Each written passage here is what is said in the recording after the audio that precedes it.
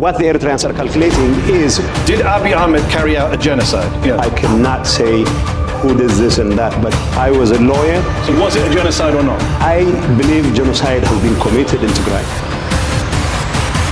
By Abiy Ahmed.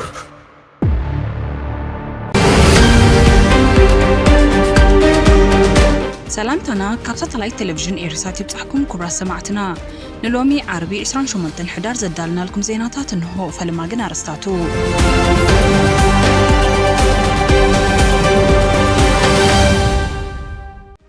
ኤርትራ ኣብ ድሕነት ቀይሕ ባሕርን ናህጉራዊ ዝምድናታት ዝመርሕ መትከላትን ዘለዋ ዘባው መርገጺ ዘይናቕነቕ ምዃኑ ደጊማ ኣፍሊጣ ምምሕዳር ትራምፕ ንኤርትራ ሓዊሱ ካብ 19 ሃገራት ንዝመጹ ግሪን ካርድ ዝሓዙ ሰባት ዳግማይ ክምርምር ምዃኑ ኣፍሊጡ ጌታቸው ረዳ ኣብ መንጎ ኢትዮጵያን ኤርትራን ዝካየድ ኩናት ክህሉ ከም ዘይክእል ኣተንቢሁ ኣብ መቃድሾን ካልኦት ዞባታትን ናይ መጥቃዕቲ መደብ ኣውፅኦም ተባሂሎም ዝተኸሰሱ ጥርጡራት አልሸባብ ኣብ ቀይዲ ኣትዮም ፕሬዚደንት ኣሜሪካ ንደቡብ ኣፍሪቃ ዋዕላ ጉጅለ 20 ከይተሳተፍ ኣጊዱ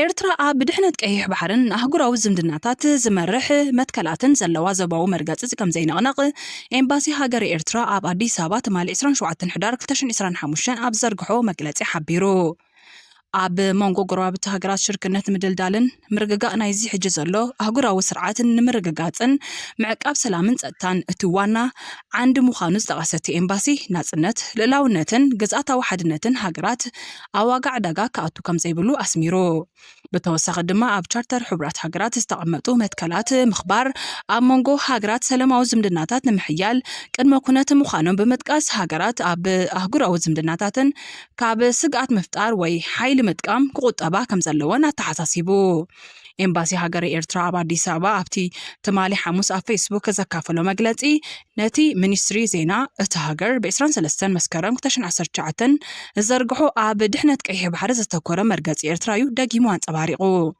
እቲ መግለጺ ኣብ ገማገም ቀይሕ ባሕሪ ዝርከባ ሃገራት ነባርን ዘላቕን ምርግጋእ ናይዚ ወሳኒ ኣህጉራዊ መስመር ባሕሪ ኣብ ምውሓስን ምድንፋዕን ወሳንን መተካታ ዘይብሉን ተራ ከም ዘለወን የስምር ኤርትራ ዘባው ምትሕጋዝ ኣብ ምኽባር ኣህጉራዊ ሕግን ማዕረ ተሳትፎን ክህነጽ ከም ዘለዎ ብምስማር ዝኾነት ገማግም ባሕሪ እትውንን ሃገር ጸጥታዊ ሓላፍነታ ንኻልኦት ተሕሊፋ ክትህብ ከም ዘይብላያ ትምግት እታ ሃገር ኣብቲ ዞባ ዓለማዊ ውድድር እናሓየላ ኣብ ዝኸደሉ ዘሎ እዋን ኣብ ንጹር ስትራቴጅን ውህድ ውጥናት ስራሕን ዝተመርኮሰ ንምርግጋእ እቲ ዞባ ዝሕግዝ ሓባራዊ ውጽኢት ስራሕ ምዕማም ከም ዘድሊ ትገልጽ እዚ ግና ጊዜ ሰናይ ድሌት ፖለቲከኛታትን ምትእኽኻብ ዘድሊ ጸጋታትን ከም ዝሓትት ተጉልህ ኤርትራ እዚ ናይ ሓባር ዕላማ እዚ ንምዕዋት ተወፋይነት ከም ዘለዋ ዝሓበረ መግለጺ እቲ ኤምባሲ ነቲ ፈለማ ኣብ 2019 ዝተነጸረን ኣብዚ ቀረባ እዋን ኣብ ዝተገብረ ዘባዊ ጽምዶታት እውን ዝተደጋገመን 12 ነጥብታት ዝሓዘ መቓን ደጊሙ ኣካፊሉሎ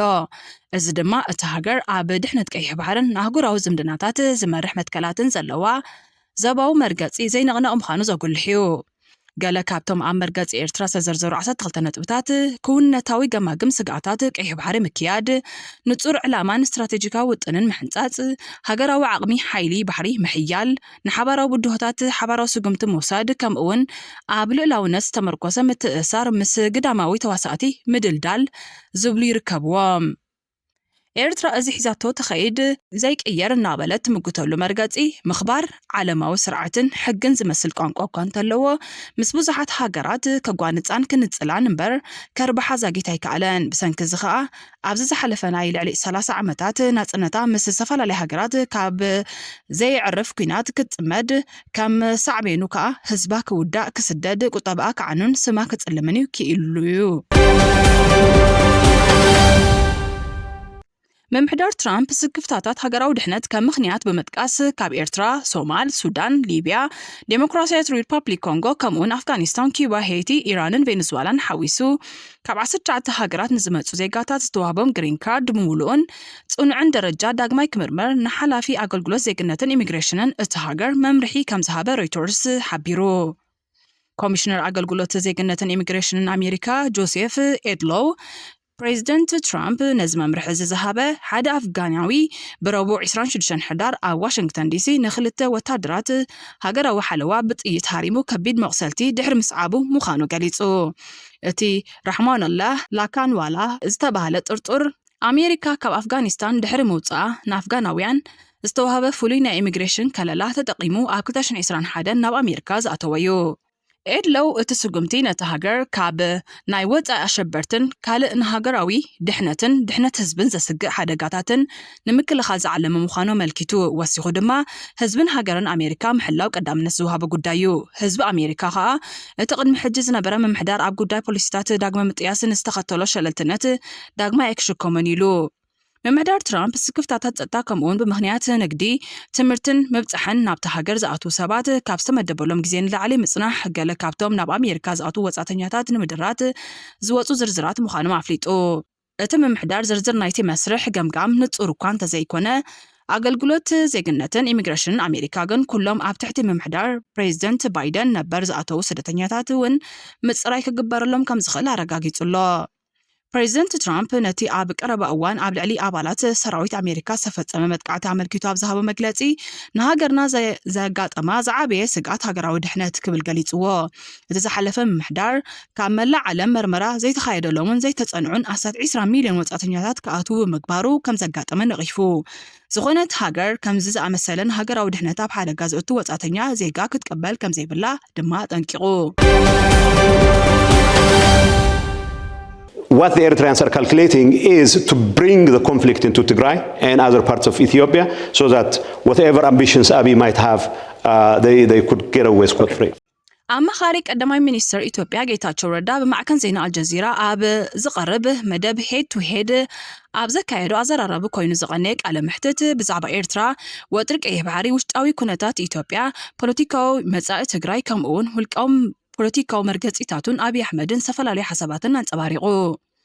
አቶ ጌታቸው ምስቲ ፍሉጥ ጋዜጠኛ አልጀዚራ መህዲ ሓሳን ኣብ ዝገበሮ ጻንሒት ነቲ ኢትዮጵያ ኣፍ ደገ ባሕሪ ንምርካብ ዓሰብ ክትውንን ትጽዕራላ ዝበሃል ዘረባታት በጌጋ ከም ዝተተርጎመ ብምምጓት አንጻር ላውነት ኤርትራ ዝኸይድ ተቐባልነት ዘለዎ መርትዖ የለን ኢሉ ብዛዕባቲ ኣብ ሞንጎ ክልቲአን ሃገራት ዝረአ ዘሎ ወጥሪ ኣመልኪቱ ከዓ ኣብዚ ቀረባ እዋን ናብ ኩናት ከምርሕዩ ዝብል እምነት የብለይን ክብል ተሰሚዑ። Is Ethiopia on the precipice of another war with Eritrea? I wouldn't put it that way. I mean, the whole rhetoric about Ethiopia's wanting to have access to the Red Sea is often conflated with the idea of ownership of a real estate, coal, asset, or whatever. As far as I'm concerned, there is no credible argument whatsoever to try and go against the sovereignty of Eritrea. Are you saying that the claims of the Ethiopian government led by Abiy saying we want access to that Red Sea port that's in Eritrea, you're saying that won't lead to war? No. What I'm saying is I don't expect that to lead to war, at least not in the foreseeable future, as far as I'm concerned. ከምዚ ክብል ዝኽኣለሉ ምኽንያት ከበርህ ዝተሓተተ ኣቶ ጌታቸው ኣብዚ ቀረባ እዋን ናብ ክልል ዓፋር ምብጻሕ ኣካይዱ ምንባሩ ብምጥቃስ አብይን ኢሳያስን ብወገን ዓሰብ ዘሎ መስመራት መጓዓዝያ ምድሪ ይሃንጹ ከም ዘለው ከም ዝተዓዘበ ገሊጹ። ምናልባት እዚ ወፍሪ እዚ ኣብ ቅንዕና ዝተመስረተ እንተደኣ ኮይኑ ክልቲኦም ወገናት ክተዓረቑ ተኽእሎ ከም ዘለውን ኣተንቢሁ። Do you have any evidence? I'll tell you about the facts. Do you have any evidence that you're ruling, you're saying there's no conflict? Everyone who's worried about a conflict right now. I'll give you the facts. Okay. You know, I recently traveled to Afar region, all the way to Bure. Yeah. And I saw concrete asphalt being built by the Ethiopian government. Yeah. Obviously, the Eritrean government also is building their side of the asphalt. So it must have been a recent fallout between the two sides. So if they have made that investment sincerely, and then I cannot rule out the two parties coming together and worry about the rhetoric. ክልቲኦም መራሕቲ ኣብ ጉዳይ ቀይሕ ባሕሪ ናይ ሓባር ፍታሕ ክረኽቡ ይኽእሉ እዮም ዝብል እምነት ከም ዘለዎ ዝገለጸ ኣቶ ጌታቸው ብውሕዱ ኣብ ቀረባ ግዜ ኩናት ክህሉ ከም ዘይከላ ረዲኡ። ቅድሚ ሕጂ አብይ ኣሕመድ ናይ ምስፍሕፋሕ ሕልሚ ከም ዘለዎን ንኣስመራ ክቆፃፀራ ከም ዝደልን ተዛሪቡ ምንባሩ ዝኣመነ ኣቶ ጌታቸው ኣብዚ እዋን እዚ እቲ ቀዳማይ ሚኒስትር ኣብ ውሽጣዊ ጉዳያት ኢትዮጵያ ኣተኪሩ ከም ዘሎ ገሊጹ። ኣብቲ ኣብ ለንደን ዝተሰላሰለ ዕዱማት ዝተሳተፍዎ ክትዕ ዝተረኽቡ ተንተንትን ፖለቲክ ጋዜጠኛታትን ግና እቲ ኣብ መንጎ ክልቲአን ሃገራት ተፈጢሩ ዘሎ ምትፍናን ናብ ግጭት ከምርሕ ከም ዝኽእል ኣጠንቂቖም ኣለዉ። ኣብቲ ኣብ ለንደን ዝተሰላሰለ ዕዱማት ዝተሳተፍዎ ክትዕ ዝተረኽቡ ተንተንትን ጋዜጠኛታትን ግና እቲ ኣብ መንጎ ክልቲአን ሃገራት ተፈጢሩ ዘሎ ምትፍናን ናብ ግጭት ከምርሕ ከም ዝኽእል ኣጠንቂቖም ኣለዉ። ኣብቲ ክትዕ ዝተሳተፈ ኖርዌያዊ ፕሮፌሰር ሸቲል ትሮንቮል ኢትዮጵያ ንኤርትራ ኣብ ጉዳያት ኢትዮጵያ ኢዳ ትእቱ ከም ዘላ ብምኽሳስ ንኹናት ትዳሎ ከም ዘላ እንተኾነ ንነፍሳ ግን ጻሕታሪት ኩናት ከይትበሃል ንምክልኻል ተመኽኒ ምህላዋ ኣመልኪቱ ወሲኹ ድማ እቲ ዞባ ናብ ቀጻሊ ኩናት ናይ ምምላስ ተመክሮ ከም ዘለዎን ሓደጋ ደግሲ ኩናት አንጸላሊዎ ከም ዝርከብን ገሊጹ። አቶ ጌታቸው ብዛዕባ ትግራይ ኣመልኪቱ ኣብ ዝሃቦ መልሲ ኣብቲ ብቀዳማይ ሚኒስትር ኣብይ ኣሕመድ ዝተመርሐን ሓይልታት ኤርትራ ሚሊሻታት ኣምሓራን ዝተሳተፍዎ ንክልተ ዓመት ዝቐጸለ ኩናት ምጽናት ዓሌት ተፈጺሙ እዩ ዝብል መርገጺኡ ከም ዘይቀየረ ኣነጺሩ። ጌታቸው እቲ ሕጂ መራሒኡ ኮይኑ ዘሎ ቀዳማይ ሚኒስትር ኣብዚ እዋን እዚ ውሽጣዊ ምስሉ ኣብ ምጽብራቕ ተጸሚዱ ኣሎ ክብል እውን ኣብቲ ብሓሙስ ኣብ ዝሃቦ ቃለ መሕትት ተዛሪቡሎ። ንሕወሓት ወኪሉ ስምምዕ ፕሪቶሪያ 2022 ዝፈረመ አቶ ጌታቸው ምስቶም አንጻር ብጀነራል ታደሰ ወረደ ዝምርሑ ሓይልታት ትግራይ ዝዓጥቑ ሓይልታት ሓራ መሬት ተባሂሎም ዝፍለጡ ሓይልታት ሰላም ኢዱ ከም ዘይሓወሰ ገሊጹ። ይኹን እምበር ምትእትታው ኤርትራ ንምክልኻልን ትግራይ ካብ ዳግማይ ግጭት ንምክልኻልን ንዘድሊ ዝኾነ ይኹን ጉጅለ ግን ከም ዘይድግፍ ኣፍሊጡ። ኣብ መወዳእታ ከዓ ዋላ እኳ ስምረት ዝተባህለ ሰልፊ ኣብ ምምስራት መሪሕ ተራ እንተነበሮ ዝኾነ ስልጣን ንምሓዝ ኣብ ዝመጽእ ሃገራዊ ምርጫ ኢትዮጵያ ከም ዘይወዳደር ኣረጋጊጹሎ። Did Abiy Ahmed carry out a genocide? I will tell you this as a lawyer. Yeah. I cannot say who did this and that, but the crime was committed in Tigray. ኣብ ልዕሊ መንግስቲ ሶማልን ሰላማውያን ዜጋታትን ውዲት ግብረ ሽበራ መጥቃዕትን ምፍጻም ናይ ስለያ ስራሕ ብምክያድ ዝተኸሱ 11 ውልቀ ሰባት ኣብ ትሕቲ ቀይዲ ከም ዝኣተዉ ሃገራዊ ትካል ስለያን ጸጥታን ሶማልያ ብ27 ሕዳር ኣብ ዘውፅኦ መግለጺ ሓቢሩ። እቲ ስርሒት ኣብ መቃድሾን ገለ ክፋል ዞባታት ታሕተዋይ ማእከላይን ሸበሌን ኣብ ልዕሊ ዝንቀሳቐስ ሕቡእ ጉጅለ ዝተኻየደ ኮይኑ እቶም ጥርጡራት ኣብ ናይ መወዳእታ ደረጃ ውጥን መጥቃዕቲ ከለዉ ምፍሻሎም ተገሊጹ። መብዛሕትኦም ካብቶም ሽበርተኛታት ብተናጸል ኣብ ናይ ገዛ ርእሶም ዕላማን ስራሕን ከለዉ ዝተታሕዙ ኮይኖም መንግስቲ ፌደራል እቲ ዘተኣታተዎ ምዕቡል ናይ ስለይ ኣሰራርሓ ይሰልጦ ምህላው ዘመልክት ኮይኑሎ። እቶም 11 ጥርጡራት ኣብ ትሕቲ ቀይዲ ኮይኖም መርመራ ይግበረሎም ምህላውን ውጽኢት መርመራ ብዕሊ ክንገር ምዃኑን መንግስታውያን ኣካላት ሓቢሮም ኣለዉ። ፕሬዚደንት ኣሜሪካ ዶናልድ ትራምፕ ንደቡብ ኣፍሪቃ ኣብ ዝመጽእ ዓመት 2026 ኣብ ኣሜሪካ ክፍለ ግዝኣት ፍሎሪዳ ኣብ ዝካየድ ዋዕላ ጉጅለ ዒስራ ከይትሳተፍ ምእጋዱ DW ዝተባህለ ማዕከን ዜና ኣብ ናይ 27 ሕዳር ዜንኡ ሓቢሩ።